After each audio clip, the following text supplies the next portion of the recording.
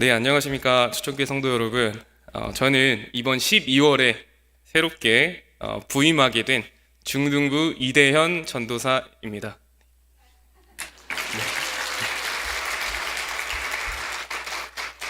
네, 새롭게 맞이한 이 2025년 초청교회 첫 수요 예배를 제가 맡게 되면서 우리 귀한 성도님들과 함께 말씀을 나누게 된 것이 참 감사합니다.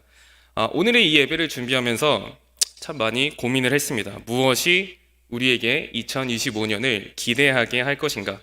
무엇을 바라보아야 2025년을 새롭게 준비할 수 있을 것인가를 고민하던 중에 이 아브라함의 이야기를 선택하게 되었습니다. 저는 이 아브라함을 참 좋아합니다. 아브라함의 모습이 저와 많이 닮아 있기 때문인데요. 유대인들은 보통 이 아브라함을 믿음의 조상이라고 부릅니다. 그만큼 이 아브라함의 믿음이 그 어떤 성경의 인물보다 뛰어나다는 이야기죠. 우리 또한 동일하게 생각할 줄로 압니다. 그러나 제가 아브라함을 좋아하는 이유는 조금 다른 곳에 있습니다. 저와 많이 닮아 있다라고 생각하는 이유는 이런 아브라함의 훌륭한 믿음의 모습 때문이 아닙니다. 오히려 그 이면에 존재하고 있는 아브라함의 의심 때문입니다. 자, 아브라함의 이야기는 창세기에서 다루고 있는데요. 그리고 이 창세기에서 아브라함의 이야기는 창세기 전체의 25%, 4분의 1 정도를 차지하고 있습니다. 굉장히 비중이 크죠. 그렇다면 그 25% 중에 아브라함의 그 믿음의 선택과 의심의 순간을 나누어서 이야기를 해본다면, 그것을 비율로 이야기해본다면 어떤 결과가 나올까요? 제가 찾아본 결과 대략 7대 3 정도의 비율이 나옵니다. 이 중 아브라함의 그 온전한 믿음의 모습이 몇이 될까요? 3입니다. 3. 네. 그리고 이와는 반대로 7 정도가 아브라함의 의심의 순간들이었습니다. 예를 좀 들어보겠습니다. 우리가 아주 잘 아는 내용이죠. 하나님께서 아브라함을 선택하셨습니다. 부르셨습니다. 그리고 아브라함에게 내가 내게 보여줄 땅으로 가라 라고 말씀을 하시죠. 그리고 아브라함이 그 하나님의 말씀을 따라 가나안 땅에 도착을 했습니다. 이 가나안 땅에 도착한 아브라함은 아마도 하나님께서 자신을 부르셨고 또 자신의 이름을 창대하게 해주신다고 약속하시고 또 큰 민족을 이루게 해주신다고 약속을 하셨으니 꽤나 기대를 하고 있었을 것 같습니다. 자, 그런데 그러던 어느 날 갑자기 어느 날부터 땅에 비가 오지 않습니다. 그리고 비가 오지 않으니 가축들이 먹을 풀들이 자라지 않기 시작을 했고요. 또 매일 아침 마시던 그 고여있던 물들이 사라져서 더 이상 물을 마시는 것도 불가능하게 되었습니다. 무엇이 찾아온 겁니까? 기근이 찾아왔습니다. 이 아브라함은 이때부터 생각이 굉장히 많아졌을 겁니다. 이제 이틀이면 식량이 다 떨어지는데 어떡하지? 이동을 해 마라. 이런 고민들도 했을 겁니다. 하나님께서 말씀하신 땅은 이 땅이 맞는 것 같은데 옆 동네 그 이 씨도 또 최 씨도 하나둘씩 애굽으로 떠나기를 시작을 했습니다. 자, 그러니까 아브라함의 마음이 어떨까요? 굉장히 초조해지기 시작을 한 거죠. 자, 결국 이 아브라함은 가나안 땅에서 어디로 가기를 결정합니까? 애굽으로 내려가기로 결정을 합니다. 왜? 하나님을 의심했기 때문이죠. 자, 진짜 능력이 있는 분이라면 이럴 리가 없다.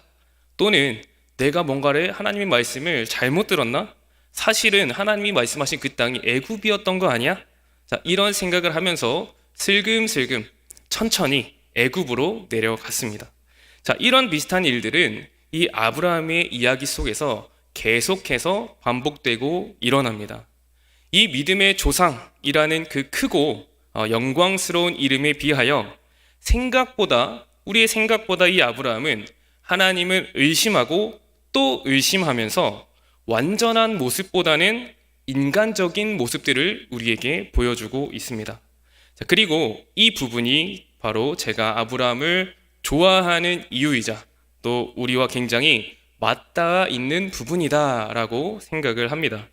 여러분, 우리도 계속해서 하나님을 의심하곤 합니다. 특히 이 새해를 앞두고 있는 지금 우리의 의심이 조금 더 깊어집니다. 2025년에는, 이번 연도에는 작년과 다른 무언가가 있을까? 올해는 내 인생에 정말 변화가 있을까?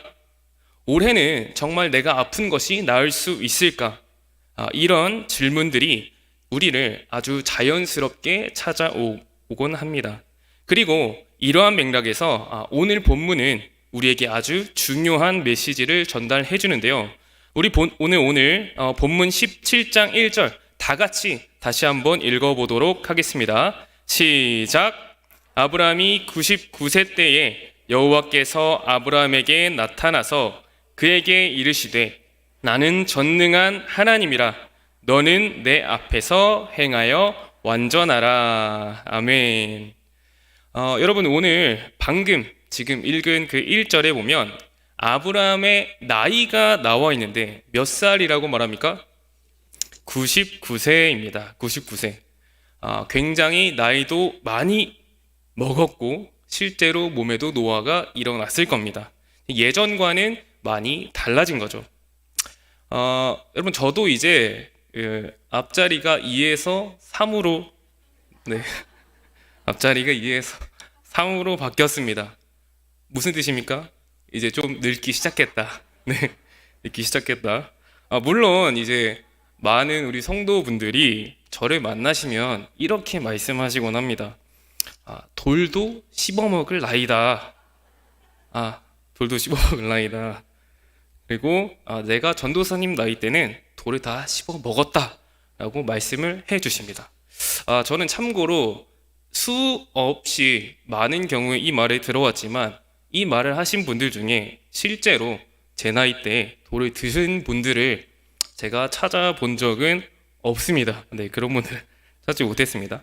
자, 어쨌든 이렇게 나이를 먹고 또 우리가 늙기 시작하면 우리에게 생기는 변화가 있습니다. 크게 두 가지가 있는데요. 하나는 몸의 변화이고 또 하나는 그에 따른 마음의 변화입니다. 제가 지금으로부터 10여 년 전만 해도 저는 20살이었습니다. 젊었었죠. 저는 이 20살에 해병대에 입대를 했는데요. 네, 감사합니다. 자, 그때를 생각하면 내가 왜 그랬지? 라고 후회를 할 때가 많이 있습니다. 이 추운 겨울에 윗옷을 다 벗고 이제 새벽에 운동장을 뛰기도 하고 또 무거운 군장을 가지고 며칠에 걸쳐 밤낮으로 행군을 하기도 하고 또 일주일간 그 출렁이는 배에서 잠을 자기도 하고 때로는 잠을 자지 않고 훈련을 하기도 하고 추운 겨울에 바다에 던져지는 훈련들을 하고는 했습니다. 지금 생각해보면 내가 왜 그랬지? 라고 이제 후회가 되기도 하면서도 또 한편으로는 지금은 그때처럼 할 수 없겠다라는 생각이 있습니다. 왜 그럴까요? 제 몸이 좀 변했기 때문입니다. 몸이 변했기 때문에. 이전과 몸이 똑같지 않고 뭐만 하면 아프고 뭐만 하면 힘들고 며칠을 좀 쉬어야 하는 몸으로 변했기 때문에 그때처럼은 할 수 없겠다라고 생각이 드는 거죠. 자, 그런데 여러분, 여기서 끝이 아닙니다. 나이를 먹으면 변하는 게 하나가 더 있었죠. 이 몸만 변하면 어느 정도 다행이지만 우리가 몸이 변하면서 뭐도 자연스럽게 함께 변합니까? 마음도 자연스럽게 함께 변합니다. 이전에는 이 몸이면 뭔가 다 할 수 있을 것 같았는데 뭐든지 가능할 것이라고 생각을 했었는데 이제는 이 몸으로 뭐든 안 될 것 같다는 생각이 듭니다. 이 넘어져도 빨리 회복되지 않고 한번 감기에 걸리면 몇 주간 고생을 하기도 하고 또 김장을 한번 하는 날에는 어떻습니까? 몇 주간 알아눕는 일들이 생기게 됩니다. 자, 그리고 그러면서 우리는 생각을 하죠. 이제 나는 늙었어. 나는 안 돼. 나는 못해. 이제는 다른 사람이 해야 해. 이제는 내가 아니라 젊은 사람이 해야 해. 이제는 내 일이 아니야. 라고 우리는 생각을 합니다. 자신의 한계를 정해놓고 그 안에서 할 수 있음의 여부를 우리가 스스로 정하곤 하는 거죠. 할 수 있는 것보다는 이제는 할 수 없는 것들이 점점 많아지곤 합니다. 오늘 아브라함도 이와 굉장히 비슷한 상황에 있습니다. 여러분, 아브라함의 현재 나이는 99세입니다. 자, 이 나이에게도 돌을 씹어먹을 나이다 라고 하시는 분은 없을 것이라고 믿습니다. 자, 여기서 우리가 조금만 상상을 해본다면 여러분, 99세 그 아브라함의 몸이 어땠을까요? 이 매일 아침에 구보를 뛸 수 있는 몸이었을까요? 아니면 저녁마다 그 2단 줄넘기를 할 수 있는 몸이었을까요? 아니요. 아마도 일어나는 것도 힘들게 일어났을 수도 있겠고요. 여러 가지 병들로 고생을 하고 있었을 수도 있습니다. 걸어 다니는 게 힘들어서 지팡이를 필요로 했을 수도 있고요. 무릎에 그 연골이 없을 수도 있을 것 같습니다. 유목민이기 때문에 계속해서 이동을 했을 거니까요. 정확한 그 아브라함의 현재 상태를 우리가 지금은 알 수 없지만 당연히 예전보다는 훨씬 그 젊었을 때보다는 힘이 많이 빠지고 아픈 곳이 많았을 겁니다. 그리고 그렇게 나이를 먹게 되면서 몸이 늙고 변하면서 아브라함도 그 스스로의 한계를 많이 정해놨을 겁니다. 나는 이제 이건 안 돼. 나는 99세니까 이제 저건 못해. 나이를 한 살 한 살 더 먹을수록 그 한계의 개수도, 그 한계의 경우도 더 늘어났을 겁니다. 자, 그런데 오늘 하나님께서 침묵하시다가, 이 아브라함에게 침묵하시다가 13년 만에 아브라함 앞에 나타나십니다. 그리고 현재 나이 99세, 어느새 늙어버린, 할 수 없는 것이 너무나 많아진 그 아브라함에게 무엇을 약속하십니까? 우리 17장 2절, 4절, 6절을 함께 읽어보도록 하겠습니다. 시작. 내가 내 언약을 나와 너 사이에 두어 너를 크게 번성하게 하리라 하시니, 보라, 내 언약이 너와 함께 있으니 너는 여러 민족의 아버지가 될지라. 내가 너로 심히 번성하게 하리니 내가 내게서 민족들이 나게 하며 왕들이 내게로부터 나오리라. 아멘. 이 세 구절이 모두 동일하게 이야기하는 것이 있습니다. 무엇일까요? 맞습니다. 바로 자녀를 약속하고 있습니다. 여러분, 우리는요, 아주 자주, 가끔이 아니라 빈번하게 남들은 우리 자신보다 조금 덜 힘들 것이다, 조금 덜 아플 것이다, 나보단 상대방이 좀 더 괜찮을 것이다 라고 생각을 하곤 합니다. 여러분, 하지만 실제 사실은 어떨까요? 무거운 것을 들 때, 힘든 일을 할 때도 누군가를 상대하는 것도 그 사람에게 힘들다면, 나에게 힘들다면 상대방도 똑같이 힘든 일입니다. 자, 무슨 말이냐면, 우리가 오늘 99세의 아브라함에게 하나님께서 자녀를 약속하고 있으니까, 그때면 그 나이 때 아이를 뭔가 숨풍숨풍 낳을 때지, 누워서 떡 먹기지 라고 생각하면 안 된다는 겁니다. 자, 우리가 힘든 것은 그때도 동일하게 힘들었습니다. 오히려 더 힘들었을 수 있습니다. 지금은 우리가 아이를 어디서 낳죠? 산부인과에서 낳습니다. 그리고 끝나면 조리원도 갑니다. 자, 하지만 그 당시에는 아이를 낳을 때 어땠을까요? 물론 우리 성도님들 중에는 어렸을 적 이 집에서 아이를 낳는 모습을 보신 분도 있을 수가 있습니다. 자, 하지만 그 훨씬 전에는 어땠을까요? 받아주는 사람은 있었을 수도 있습니다. 데리고 있던 종들이 있었으니까요. 자, 그러나 의학적인 도구도, 의학적인 그 전문 지식을 가진 사람도 한 명도 없었습니다. 그냥 해왔던 대로, 배웠던 대로, 봤었던 대로 병원이 아니라 어딘가 집에서, 그냥 천막에서 그런 과정을 겪었을 겁니다. 그리고 이 아브라함은 그 과정을 당연히 자녀가 있었으니까 아브라함 스스로도 알고 있었을 것이고, 이 일이 보통 일이 아니라는 것을 아브라함도 알고 있었을 겁니다. 그래서 저는 생각하기에 이 아브라함이 나이를 먹으면서 가장 먼저 자신의 그 한계를 정해둔 것은 아마도 자녀를 낳는 부분이 아닐까라고 생각을 해봅니다. 왜? 이제는 나이를 먹어서 아기를 당연히 가질 수도 없겠다라고 생각을 했겠지만 그와 더불어 낳는 것도 불가능하다고 생각을 했었겠죠. 이제는 불가능이라고 생각을 했다는 겁니다. 왜? 나이를 먹었으니까, 또 생각이 바뀌었으니까, 자신의 한계를 정해놨으니까. 그래서 창세기 17장 7절에 보시면 하나님이 아브라함에게 그 자녀를 약속할 때 조용하게 아브라함이 뭐라고 중얼댑니까? 제가 읽겠습니다. 아브라함이 엎드려 웃으며 마음속으로 이르되 100세 된 사람이 어찌 자식을 낳을까? 사라는 90세니 어찌 출산하리요? 하고. 아멘. 하나님이 말씀하실 때 조용하게 아브라함은 궁시렁댑니다. 중얼대는 거죠.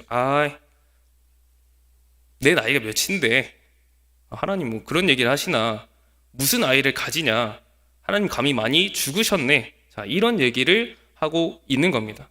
자, 그러면서 18절에 아브라함은 하나님께 이렇게 대답을 합니다. 함께 읽도록 하겠습니다. 18절입니다. 아브라함이 이에 하나님께 아뢰되 이스마엘이나 하나님 앞에 살기를 원하나이다. 아멘. 하나님, 저 이제 아이 못 낳습니다. 이미 낳아 기르고 있는 그 이스마엘이나 잘 키워주십시오. 저는 끝입니다. 이제 저는 욕심도 없습니다. 기대도 없습니다. 저는 이제 쓸모 없습니다. 저는 불가능합니다. 저는 안 됩니다. 저는 못합니다. 그렇게 스스로 정해놓은 답을 하나님께 내어놓고 있습니다. 그러나 여러분, 오늘 이 하나님께서는 아브라함의 이런 모습 앞에 뭐라고 말씀하신지 아십니까? 우리 창세기 17장 1절 다시 한번 읽어보도록 하겠습니다. 1절입니다. 시작. 아브라함이 99세 때에 여호와께서 아브라함에게 나타나서 그에게 이르시되 나는 전능한 하나님이라. 여기까지 읽도록 하겠습니다. 여러분, 오늘 이 하나님의 나는 전능한 하나님이라 이 말씀은 단순한 하나님의 그 자기소개가 아닙니다.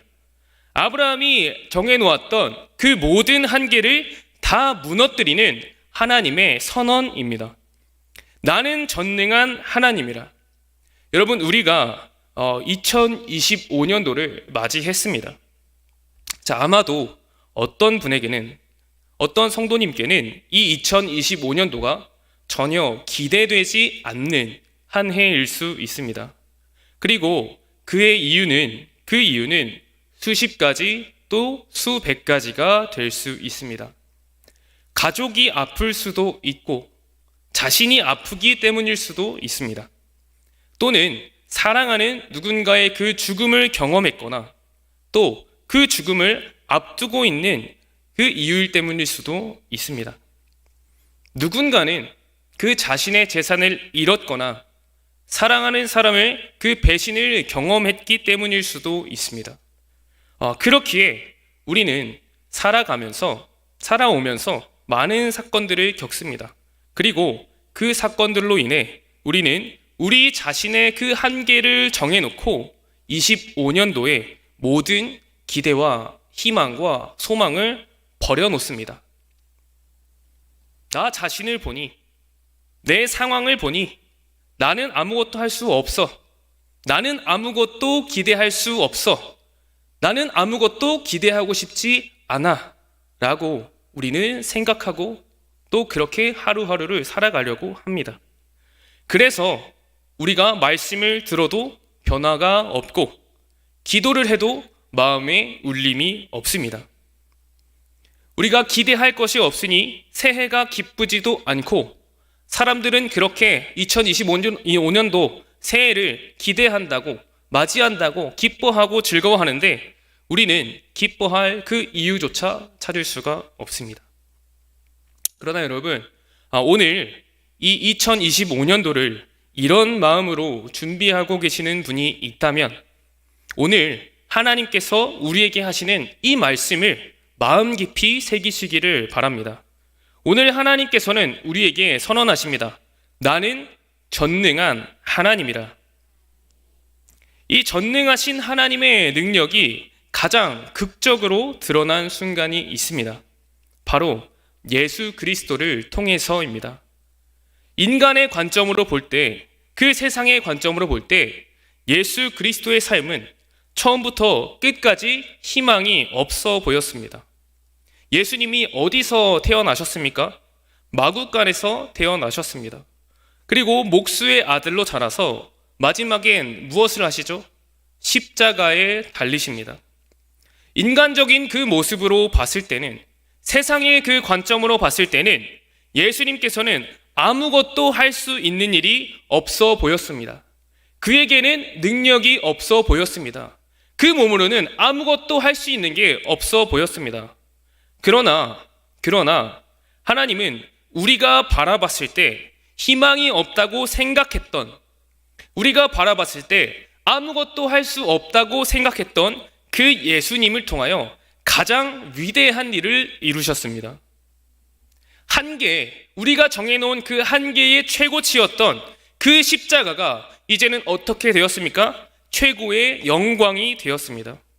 아브라함은 자신의 한계를, 자녀를 낳을 수 없다고 정해놨지만 하나님께서는 어떻게 하셨습니까? 그 아브라함이 정해놓은 한계를 뛰어넘어 하나님께서는 이삭을 아브라함에게 선물로 주셨습니다. 아브라함의 생각에는 불가능했던 일입니다. 아브라함은 소망하는 것도, 아브라함은 기대하는 것도 불가능한 상황이자 그런 일이었습니다. 그러나 전능하신 하나님께서는 그 어떤 한계도 상관이 없으십니다. 우리의 나이가 많고 적음은 하나님께서 능치 못할 이유가 되지 못합니다. 우리의 그 기준과 한계는 상관이 없습니다. 하나님께서 원하시면 전능하신 그 하나님께서는 그 자신의 뜻을 이루십니다. 우리 사랑하는 초청교회 성도 여러분, 2025년 그 자신의 한계로 희망과 또 소망과 또 기대를 버리신 성도님들이 있으시다면 이 시간 마음을 새롭게 하시기를 바랍니다. 하나님의 그 일하심을 기대하시기를 바랍니다. 그 전능하신 하나님을 신뢰하시기를 바랍니다. 그때 하나님께서 우리에게 이렇게 말씀하실 것입니다. 나는 전능한 하나님이라. 아멘. 그리고 마지막으로 이 자리에 또 2025년도에 리더로 부르심을 받은 분들이 있을 것입니다. 그리고 그 리더를 맡기로 결정을 하시면서 또 많은 고민과 또 걱정을 하셨고 또 지금도 고민하고 또 걱정하고 두려워하는 분이 계실 수도 있습니다. 사랑하는 우리 초청교회 모든 직분자 또 리더 여러분, 기대하고 소망을 가지시기를 바랍니다. 여러분, 하나님께서는 우리의 그 어떠한 한계에도 불구하고 하나님께서는 그 뜻을 이루어 내십니다. 그리고 우리에게 말씀하십니다. 나는 전능한 하나님이라. 하나님께서 세우신 그 자리에서 우리 자신을 바라보면, 내 한계를 바라보면 우리는 할 수 있는 것이 아무것도 없습니다. 소망을 발견할 수 없는 것이 당연히 맞습니다. 그것이 정답입니다. 하지만 그러나 하나님께서 우리 리더분들에게도 또 우리에게도 똑같이 말씀을 하십니다. 나는 전능한 하나님이라. 우리 눈에는, 우리 상황에는 불가능해 보이는 그 자리를 우리가 감당할 때, 내 한계를 뛰어넘고 그 하나님을 신뢰하며 우리가 나아갈 때에 예수 그리스도의 그 십자가가 최고의 영광이 된 것처럼, 아브라함이 이삭을 얻었던 것처럼 말할 수 없는 은혜로 우리를 채워주실 줄로 믿습니다. 우리의 그 한계를 뛰어넘어 일하실 또 전능하신 하나님을 기대하면서 또 신뢰하면서 우리가 지금 하고 있는 그 특세에도 열심히 참여하며 하나님께서 우리에게 승리하리라 말씀하신 것처럼 이번 2025년도를 기대와 소망으로 맞이하는, 또 이번 한 주를 그렇게 살아가시는 우리 초청교회 모든 성도님들 되시기를 축복합니다. 아멘. 이 시간에 전능하신 나의 주